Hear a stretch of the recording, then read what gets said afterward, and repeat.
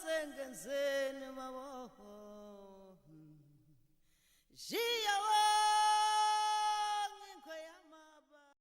Mandibulise kubabukeli bohambo nemfihlo kamoya. Molweni babukeli kwindawo ngeendawo. Lo uthetha nguAnelisa wakwaManyathi, uMazikhali. Izikhali zikamoya ezingavunyenjenjogo ezithi xa ziyohlasela uqhasha intlantsi kuqhuma umlilo. Ndikwindawo yaseKapa, eCape Town, kwiKapa lodumo. Sikwindawo yaseKhayelitsha, eMandela Park. Ecaleni kwam ndihleli nomkhulu uMazibuko. Molweni mkhulu uMazibuko, ninjani? Kunjani nkosazana uyaphila? Siyaphila inkosi, akho nto mkhulu inkosi. Siyaphila nkosazana. Babukeli bohambo nemfihlo kamoya, ndibone kukuhle kakhulu ukuba ndivule le nkqubo phantsi kwempembeleko okanye phantsi kwezinto endizibonayo ezenzekayo ezenziwa sithi thina bantu besizwe somntu omnyama. Kubi kakhulu endikubonayo kusenzeka endingayaziyo ke noba kuxubene nokuyoluka kuthi okanye kukuthini. Nindixolele kakhulu ngokusebenzisa igama elikanjalo, kodwa ke isiXhosa sinjalo nkosi yam and kunjalo nje asitolikwa. Bathwasile abantu, abanye bayathwasa ngoku ndithetha nawe nje mkhulu Mazibuko. Sibabukela abazali bethu bexwaya iintsimbi, begcwele iintsimbi zime kangaka, befake iziphandla nazo zonke izinto, bebeleke iinduku. Yiminyaka zisenzeka ezo zinto. Apho kubuhlungu khona, umntu uncama imali yakhe yokugqibela, ashiyeke nayo eyokugqibela, axolele uba makulanjwe ekhayeni, alambise abantwana bakhe enethemba lokuba noko kukhona okuzawulunga. Uzawuhamba aye kule nto yokuthwasa buyothwasa okanye ahambe ofuna olu ncedo kwizinto zemimoya enethemba lokuba kuyawuthi xa kulunga, kulunge nangaphezulu koba bekukhona. Kodwa apho kubi khona mkhulu Mazibuko akwenzeki kanjalo. Ndibonile ke mkhulu Mazibuko uba mandithathe eli thuba loba ndicele wena uze uzosinceda, uzosinikeza umkhombandlela uba kanye kanye kwenzekani. Ndicela ke mkhulu Mazibuko undixelele apho siyibhuda khona ukuze sizibone sesisokola kangaka, ngoba imimoya sinayo. Siwabonisiwe amajazi, sizibonisiwe iintsimbi, sizibonisiwe izikhali, iintlobo ngeentlobo zazo. Asonelanga nje kukuziboniswa, sizithengile. Sisiphuphile isikolo ngoba unintsi lwabantu baye bathi xa ubona isikolo kukhona imimoya ekhoyo. Siwaphuphile amanzi, neenyoka zakhona zisibhijela. Siyadunyelwa ziindlebe, kuthi amakhwelo namagubu. Siyile komkhulu noogogo esibabonisiweyo, kodwa akho nto ilungileyo. Kanti siyibhudephi? Ngibonge nje nkosazana, ukuqala nje ngibonge nikhuluma nomkhulu Mazibuko. Egameni nje eliqondileyo kahle kahle ngokuzalwa, uzakhe lo ungamazibuko endaweni yaseLondi nkosazana. Ngisuke eLondi mina oluMahlekehleki, ngoba ngibona ngilapha nje ngihambele kona inhlupheko zabantu. Abantu behluphekile, abantu befisa ukuqonda ukuthi yini kwenzakalani kahle kahle emoyeni, kwenzakalani kahle kahle esizweni, kwenzakalani kahle kahle kubantu abamnyama. Abantu abamnyama yini inkinga yabo, kwenzakalani? Kungani abantu abamnyama bezithola befaka iy'nsimbi esibiza ngobuhlanga thina? Kungani abantu ubathola sebegqoka amajazi esibiza ngey'ndwangu zemibala? Kungani abantu ubathola sebehlala begqoka amabhayi esibiza ngamathawula noma ngamabhayi vele njengoba libiziwe? Ahlukene nazinhlobonhlobo, khona wey'nyoka, khona wamabhubisi, ngokwehluka kahle kahle kona-ke lethu kahle kahle iyaphi le nto ithini? Kodwa-ke singaqala kwesihlale phansi ngibone ukuthi sizokwazi ukuthi sikhona ukuthi besikhulume. Ngifisa ukuqonda kuqala ngokombuzo wakho ukuthi ungibuza ukuthini, kwenzakalani? Ngoba mina engikwaziyo, uma ngakuchazela nje kancane, engikwaziyo siduke la emoyeni. Ukuduka emoyeni-ke uthola ukuthi abantu bahlulwa ukuhlukanisa phakathi komoya nemimoya. Bahlulwa ukuhlukanisa phakathi komoya nemimoya, bese kubenza lokho bengasakwazi ukuhlukanisa izingulo zabo phezu komzimba. Siphinde sibuye lapho, uma bengakwazi ukuhlukanisa umoya nemimoya. Umoya mawuthi uyawulandela, umoya nje wona njengoba uyiwo uyinkinga ngento eyodwa. Umoya uyinkinga ngento eyodwa ngoba yonke into ekhona eyimvelo ingena ngaphansi komoya, kodwa kwase kuqhamuka okokuvela okuyi-imitation noma okungathi kuyisifaniso sikamoya nemvelo. bese ukhanda imimoya ngoba kuza nendlela ethile yokuphila kwakho nokuphilisa abantu kwakho. Angithi uyabona? Okusho ukuthi mase kushintsha indlela esuka kwimvelo siyithi sekungena kwimimoya noma ezintweni zokufika okuyizona lezi eziqala manje zishintsha umoya ziwuse kwimimoya. Sekukutshela ngokusobala ukuthi sekukhona ushintsho lapho. Yilapho-ke abantu abaqale badideke khona kuvuke igulo, kuvuke izinto ezingaqondakali, zinkulumo engaqondakali, ukuthwasa lokho okuningi, ukulungisa imimoya lokho okuningi. Abanye babanga ukuthi kunenkonzo, abanye babanga ukuthi kunabantu abadala. Uma nje ngizoma nje kancane laphana kubantu abadala. Abantu abadala angeke uze uthi akekho umuntu ongenabo abantu abadala. Ngoba wonke umuntu ozalwayo njengamanje uzalwa avuse umuntu omdala. Njengoba ezozalwa avuse umuntu omdala ubukutshela ngokusobala ukuthi lowo muntu lowo unomuntu omdala nje vele ekuzalweni kwakhe. Ngoba sinabantu abathathu. Uma sinabantu abathathu sinomuntu ozalwa evusa umuntu, sinomuntu ozalwa ezovusa isipho, sinomuntu ozalwa yilowo muntu lowo nenhloso ethile yokuzomgcinela angakugcinanga uma ehamba. Sinomuntu ozalwa evusa umuntu amvuse njengoba enjalo. Sibe nomuntu ozalwa ezogcina okuthile lokhu alethele khona okusho ukuthi lowo muntu unesipho. Bese kuba khona umuntu elethele ukuzolungisa obekukade kunjani kungakwazanga ukuthi lowo muntu akulungise. Kodwa bengingahambeli phambili bengisazama nje ukucacisa umoya nemimoya, ukuhluka komoya nemimoya ukuze sikwazi ukuthi sazi ukuthi senzani la. Njengoba ukhulume ngohambo nje ukhuluma ngento vele esikhulu. Abantu abaningi basohambweni bayathwasa benza zonke izinto lohambo lwabo lona. Lohambo lwabo indlela abafuna ukuyiqonda ngayo bona abafuna ukuqonda ngayo umoya nemimoya ebembethe lehamba nayo. Ake ngiyibambe lapha gogo bengizwe ukuthi ufuna ungibiza uthini kahle kahle. Ndithi kaloku nzima ba imimoya sinayo.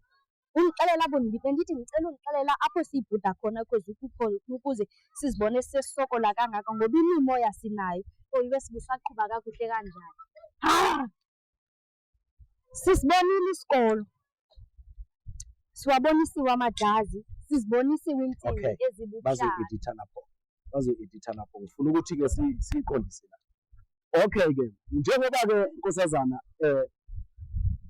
ubusuyichazile, uyichaze ngamajazi, wayichaza ngey'kole, abanye baphupha iy'kole, abanye baphupha amabhayi, abanye baphupha iy'nyoka, abanye babona abazali emakhaya. Uthole ukuthi ey'thombeni umzali wayekade ebonakala egqoka amabhayi, efake iy'ntambo ekukhuleni kwakhe. Uthole ukuthi naye ekukhuleni kwakhe, ekuzalweni kwakhe njalo, kwaba khona izimo ezenzeka, walithola esefaka ubuhlalu, esefaka iy'ntambo, izinto ey'njalo. Izinto ezenzakalayo lezo kuyikuthi lapha engifisa ukuthi siyithinte khona kakhulu indaba yawo umlando. Umlando uyalokhuzana, uyabaphazamisa abantu baphazamisa umlando abantu abaqonda ukuthi yini umlando. Umlando wabantu ukubo nasekuzalweni kwabo, umlando wabantu kubo nasekuzalweni kwabo, okukutshela ngokusobala ukuthi if umlando wabantu kubo nasekuzalweni kwabo ingubo yomuntu isuke ekuthenini uzaleke kanjani. Iyona nto eyokuqala nje okufanele ukuthi siyiqonde singabantu futhi siyiqondise. Angithi uyabona ukuze sizokwazi ukuthi izinto sizenze ngendlela. Manje bengifisa ukuthi abantu beyiqonde lento okuthiwa umlando, beyiqonde lento okuthiwa izinsila. Yize-ke bengakayithinti ukuthi iy'nsila yini. Okokuqala nje uyabona uma sizokhuluma ngey'nsila sikhuluma ngento ezenzekile ekhaya ungakazalwa, ezenzekile ekhaya usuzelwe, mhlawumbe usesemncane ungakazi ukuthi kwenzakalani. Insila leyo ngoba into esalela emlandweni iziphindaphinde ekwenzekeni kwayo.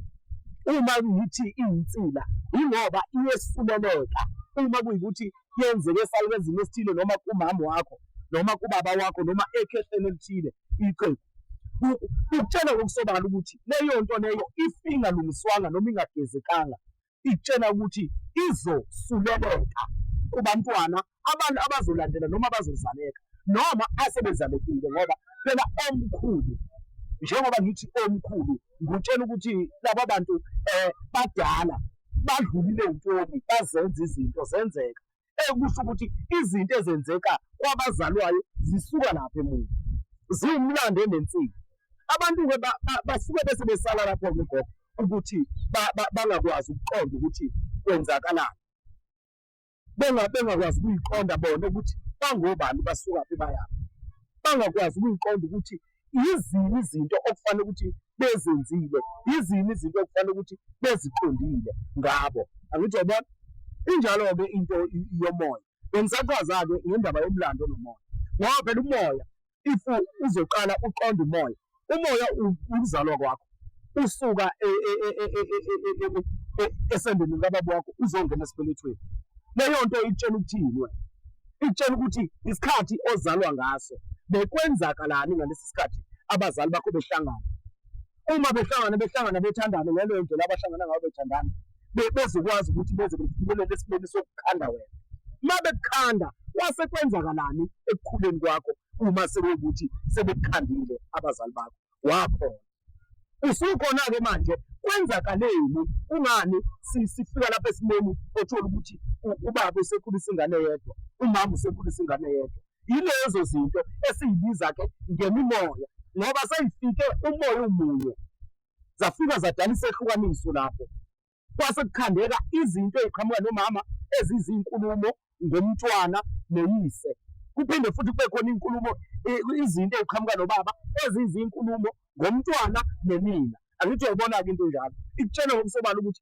akusewona umoya manje akusewona umoya sekuyimimoya ngoba sekukhona izinto ey'qhamuka nomama umntwana kulezi zinto ey'qhamuka nobaba umntwana ukutshelani lokho ukutshela ukuthi kunenkinga-ke manje-ke sekuqala sekuba khona imimoya phakathi kwabazali phezu komntwana yingakho-ke iqala-ke inkinga-ke manje lapho isiyaqala-ke inkinga umntwana akasazazi noma aye kwababa noma aye kwamama akasazazi ukuthi uyisimo esikanjani umntwana uyithola useyagula useyaphazamiseka akasakwazi nokuya esikoleni mayefika esikoleni ufika gula mayefika egula esikoleni sekukutshela ukuthi kufanele ukuthi ahambe abuyele ekhaya abazali bobabili bayazi ukuthi ngalesi sikhathi bemzala lo mntwana bekukanjani ngalesi sikhathi bemzala akwesibuyele laphana behlangana bobabili babehlangana bobabili bathe bona bayathandana ngalesi sikhathi bethi bayathandana abasakwazi ukuqhuba lolu thando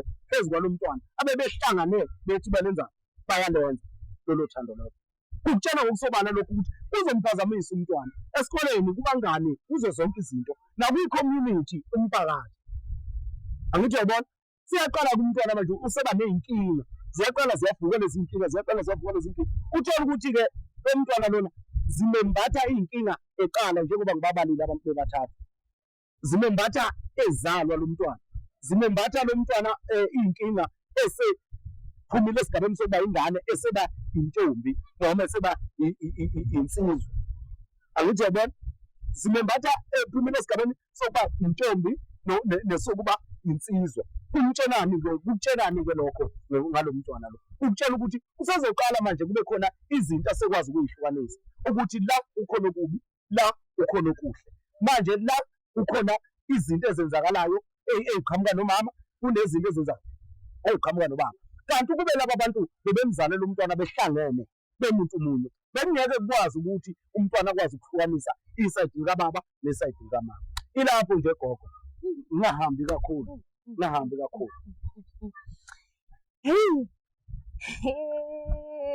hayi angisazi nkosi yami angisayazi kodwa ukuba ndiva kakuhle mkhulumazibuko kuyo yonke lento oyithethayo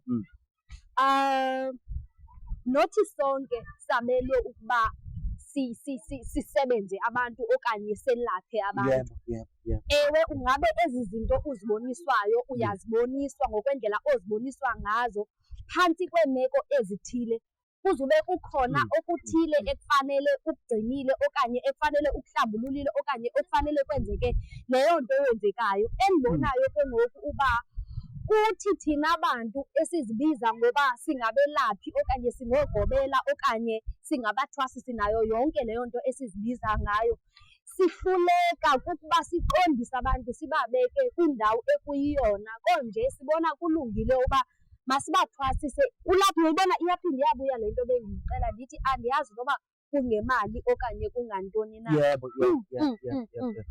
Ake sibuye lapha gogo. Uyazi ukuthi uyibeka kahle uma uyibeka kanjalo. Into engifisa ukuthi uyiqonde futhi.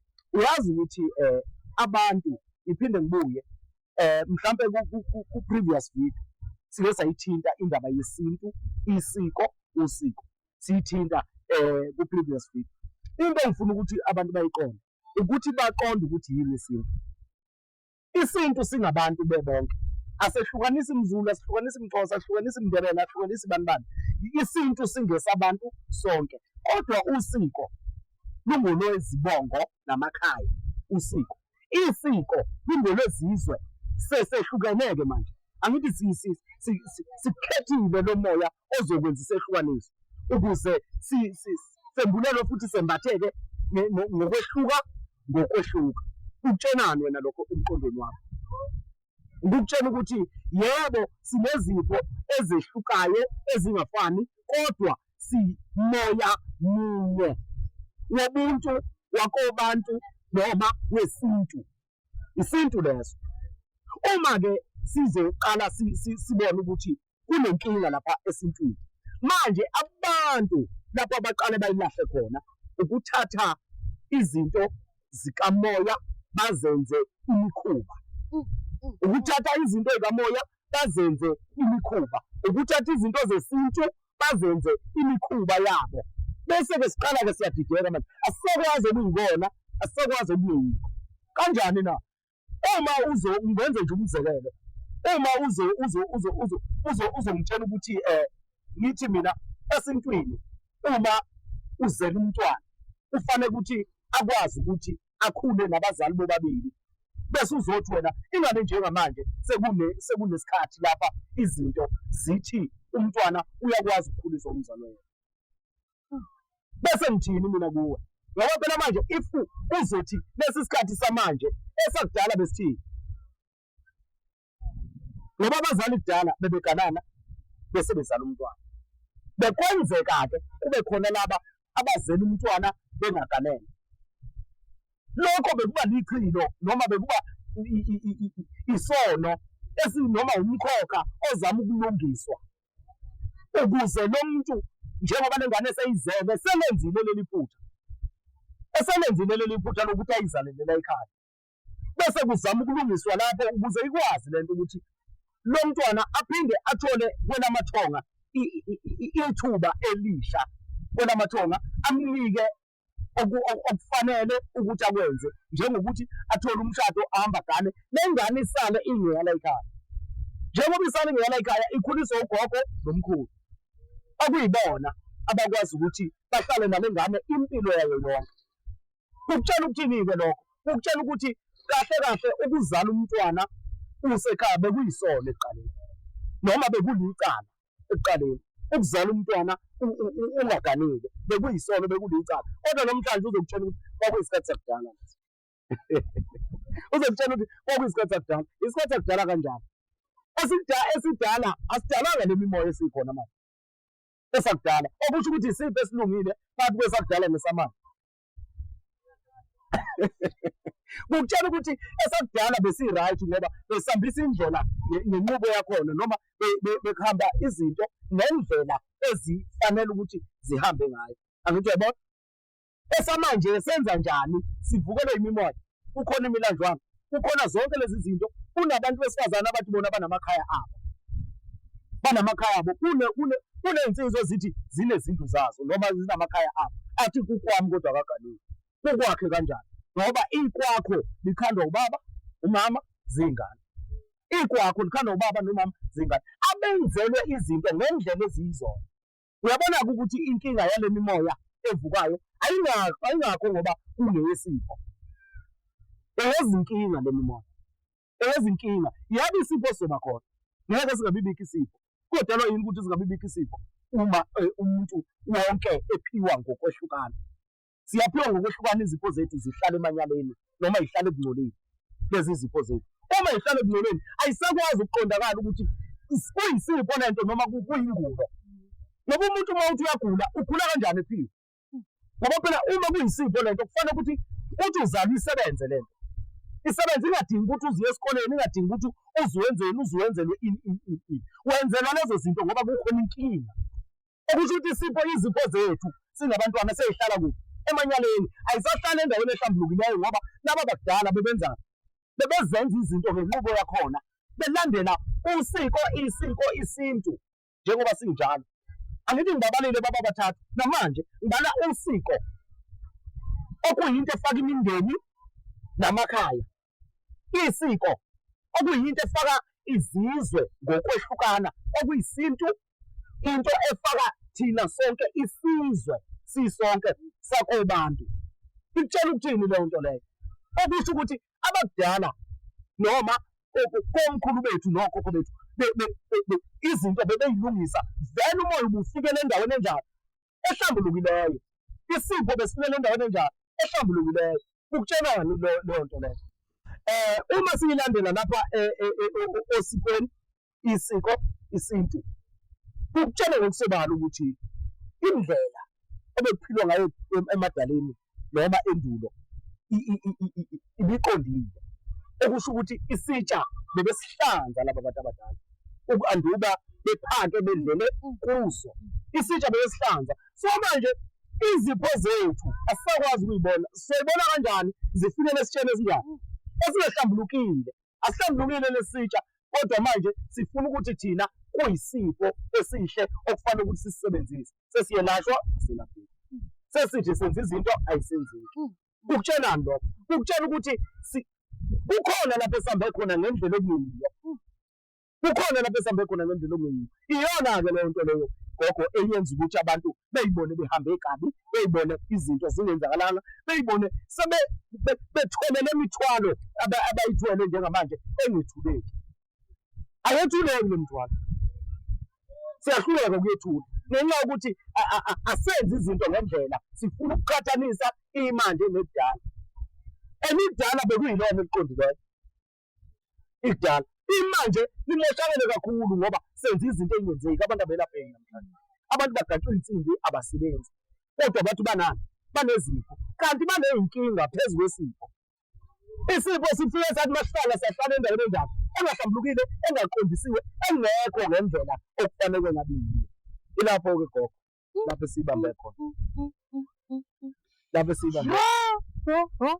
Ngenxa yomcimbi wexesha Nkosi yami, ngenxa yomcimbi wexesha mkhulu Mazibuko, ngoba ke iindaba zalibazisa umtshakazi sithi uyazimela. Kodwa ke ngenxa yeendaba akasakwazi ukuzimela. Sibhidakele kakhulu mkhulu Mazibuko, silahlekene nako. Lona wasiyazi uba sibhidakelene nako ngoba akekho umntu ongahamba ayohlala ekuthwaseni anyamezele kungekho nto ayibonileyo. Engekho futhi nomntu onokuthi unemimoya kungekho nto ayibonileyo. Ekucacayo ke uba kuzube kukhona into ayibonileyo noba liphupho, noba uthe xa ephakama esuka esiya kubantu ababonayo bafika bamxelele uba kukhona okuthile okukhoyo kuwe. Babukeli ke bohambo nemfihlo kamoya, ndiye ndabona ke uba mandicele umkhulu Mazibuko uba athi ukusinceda kwizinto ezikanje. Le nkqubo ke ndiyivulele nina ke babukeli abathe bahlangabezana nezinto ezikanjalo okanye abahlangabezana nezinto ezikanjalo. Ayikhethanga Mzulu, ayikhethanga Mxhosa, ayikhethanga Mvenda, ayikhethanga Mtswana, ayikhethanga Mpedi. Singabantu bobani? Sonke umoya umnye. Ndiyanicela khe siyiyeke into yokokuba awungekhe uze uncedakale kumntu ongumZulu ungumXhosa. Kanjani? Ngoba umoya umnye. Abantu bakho babafuna into ethile baza kutsho kulowo mntu lowo basicela kuthi. Ndiyanicela. Le nkqubo yakho wena mbukeli othi uthwasile okanye usekuthwaseni kodwa akho nkqubela phambili. Le nkqubo yakho wena mbukeli othi unedlozi lamanzi, unesithunywa samanzi, unesithunywa sentaba, unesithunywa sezulu. Le nkqubo yakho wena mbukeli othi unamalozi, unenzuza, unemimoya yenkanyamba, unenkosazana. ngokunjalo ngendlela enizibiza ngayo. Koko ke ndiyacela uba nifike kule nkqubo yam. Ndizohamba njengoba benindivile nditshilo nje ekuqaleni ndathi kwindawo yaseKhayelitsha ndiseKapa. Ndizobe ndityelele kwelaseGoli, ndizobe ndiseGoli. Konje ndiyacela ngobunintsi benu, nina bantu abathwasileyo eningasayiboniyo into yemimoya, esinifuna uvela niyekelele nje, nivele nilahlele konke, nilahlele itawule ngoba anisenayo amandla, niphelelwe nithemba, anisayiboni into eniyithwaselayo okanye anisayiboni nje into edibene nemimoya ngoba isivele nje yanifaka kobona bunzima. Ndiyanicela uba nifike kule nkqubo yam. Mna ndizawuhlala nani phantsi nindixelele okanye nindibalisele uba kwenzeke ntoni kanye ndibe sendinithatha ndinidibanisa nomkhulu Mazibuko. Umkhulu Mazibuko ukuze azokwazi ukunihlahlela indlela uba gogo okanye mkhulu, ndiyabona uba kwenzekile okwenzekileyo okanye ndiyakuva uthi abantu bakho bakuthumela kumntu okanje nakanje okanye wayiphupha into ethile okanye wakubonisa okuthile, nto nayo ebhidakele kwinto ekanje. Ngoku kwakusithiwa kuwe kwakuxela ukuthi. Ngobunintsi benu ke babukeli bam, ndiyanicela nindixhase kule nkqubo ukuze sizokwazi ukuncedancedana. Andizuthi nizokwazi ukunceda mna, andizokwazi ukuthi nizokwazi ukunceda umkhulu Mazibuko, konje ndifuna sincedane thina bantu bamnyama siyeke ukulahlekisana ngale ndlela esilahlekisana ngayo. Mkhulu Mazibuko, mandibulele kakhulu, buye ndize kuwe ndibulele kakhulu. Kube kuhle kakhulu ukuba ndifumane kule nkqubo yam, kube kuhle kakhulu ondinikeze kona okanye okuphe ababukeli bam bohambo nemfihlo kamoya. Kube kukhulu kakhulu kundanelisile ngethemba lokuba nabo apho bakhoyo bayawuthi banele kokuthe wabanikeza kona. Andiyazi ke noba bazawuthi mhlawumbi udule kakhulu, mhlawumbi bangakufumani kokunye nokunye, kodwa ke umkhulu Mazibuko uyawuhlala ngalo lonke ixesha ekhona apho nibhidakala khona okanye apho ningaqondi khona. Nivumelekile kwi-comment section uba nibuze enifuna ukukubuza. Ndiyafumaneka kwinamba ethi 079 654 9551. Ndiyiphinde futhi 079 654 9551. Ndisitsho kanjalo nje ndilungiselela uba abacinga ukundifowunela okanye abacinga ukundiWhatsAppa bezama ukuqonda ngokwendlela xa befuna ukuza kum sihlale phantsi sibonisane ngokwendlela ahambe ngakhona ukuze ndizokwazi umthatha nomkhulu Mazibuko uba senza kanjani. Enkosi. Amen. Hayi, ngiyabonga gogo, ngibonge kakhulu nami ukungibiza la ekhaya lakho ukuze kuzokwazi ukuthi sihlahlele indlela. Sisazohamba kakhulu njengoba usushilo ukuthi ukusuka lapha kwabafisayo, abaney'thunywa, abaney'moya yamanzi, ngokuhluka okubizileyo. Ngicabanga ukuthi vele abantu baguliswa yizo lezo zinto ey'fana lezo elibafisa ukululekwa nokukhanyiselwa ey'ntweni ey'fana nalezo. Angicabangi ukuthi kungakhona inkinga uma kuyikuthi ngaleso sikhathi uyangidinga ukuthi ngibe khona. Ngisho ngakuthiwa sekufika umuntu okhona ofisayo ukuhlahlela indlela, wabonisa ukuthi kwenzakala ukuthi kwase kuba ukuthi kwathiwa kuye kwase kuba njani, kodwa nje ngiyabonga kakhulu ukuthi uyivule le nqubo esakaza ngale mimoya, ngalesi sintu, ngalaba bantu bethu behlangene bengahlukene. Akusiyo eyobuhlanga, asihlukanisi ubuhlanga, sikuqondisa ngokuyikho. Amen. Amen mkhulu. Babukeli bam, ndicinga uba kuphelele. Amen.